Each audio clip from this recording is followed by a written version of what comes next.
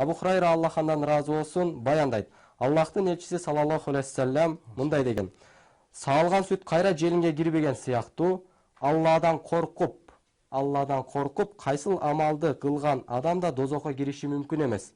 Ошондой эле Алланын жолунда жүргөндө көтөрүлгөн чаң менен дозоктун түтүнү, мындайча айтканда бул дүйнөнүн оту эч качан бирикпейт" деп айтып жатат пайгамбарыбыз. Андыктан Аллах Тааладан коркуп, кайсыл амалды кылган мусулман дозокко түшүшү мүмкүн эмес дейт. Ушул амалды билген болсок, анда пайгамбарыбыз эмне деп жатат?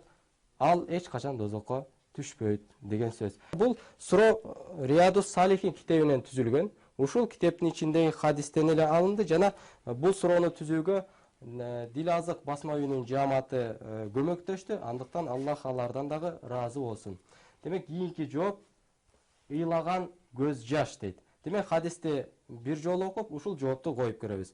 Саалган сүт кайра желинге кирбеген сыяктуу, Алладан коркуп, көз жашын төккөн адамдын дозокко кириши мүмкүн эмес деп пайгамбарыбыз айтып жатат. Жана ошондой эле Алланын жолунда жүргөндө көтөрүлгөн чаң менен дозоктун түтүнү эч убакта бирикпейт. Туура жооп көз жашын төккөн адам эле. Аллахтан коркуп, Аллахтын дозогунан коркуп чыккан көздөн жаш чыккан болсо, анда ал адам эмне дозокко кириши мүмкүн эмес деп пайгамбарыбыз айтып жатат. Аллах Таала бардыгыбыздын көзүбүздөн аккан жашты Аллахтан коркуп, Аллахтын дозогуна түшүп калуудан коркуп, Аллахтын мээримине үмүт кылуу менен чыккан жаш кылган болсун. Ал эми викторинабыз ушу менен аягына келип жетти. Туура жоопту жөнөткөн замандашыбызды куттуктайбыз жана сиз ушул белектердин ээси болдуңуз.